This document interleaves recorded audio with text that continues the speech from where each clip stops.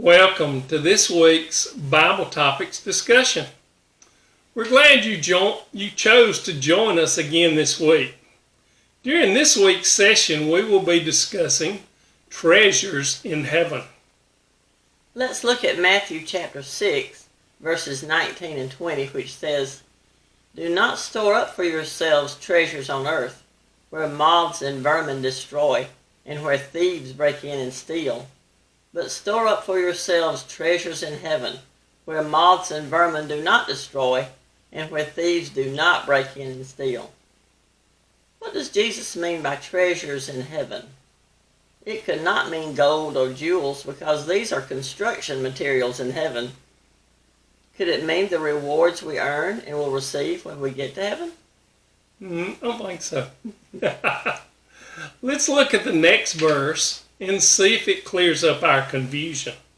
Verse 21 says, "For where your treasure is, there your heart will be also."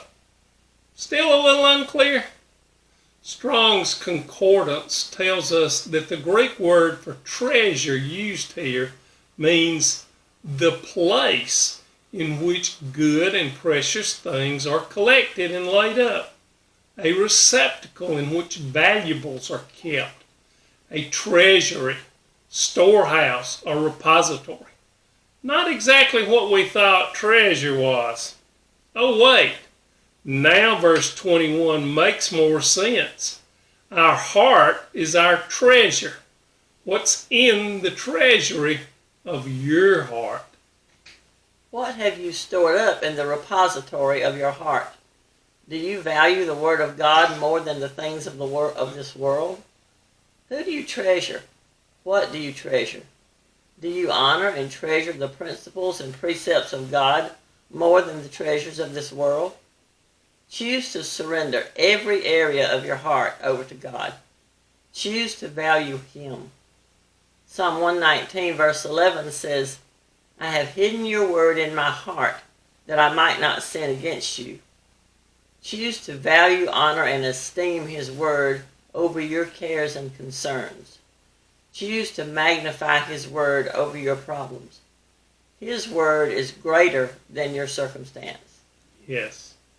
Psalm chapter 1 verse 2 says, "But whose delight is in the law of the Lord, and who meditates on His law day and night?" We need to store up heavenly treasure by meditating on His Word. We need to focus on His Word.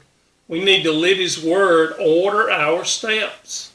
We need to surrender every area of our heart and life to be led by His Word. Psalm chapter 119 verse 15 says, "I meditate on your precepts and consider your ways."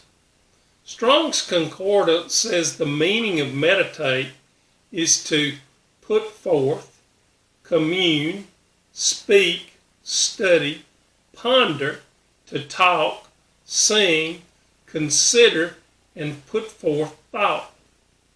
Choose to meditate on His Word. Choose to deliberately set the Word of God at the forefront of your mind. Choose to study and to ponder on His Word day and night. Consider and treasure His Word in every season of life. Shift your focus on His Word, and you will not go astray. Joshua chapter 1 verse 8 says, "Keep this book of the law always on your lips. Meditate on it day and night, so that you may be careful to do everything written in it. Then you will be prosperous and successful."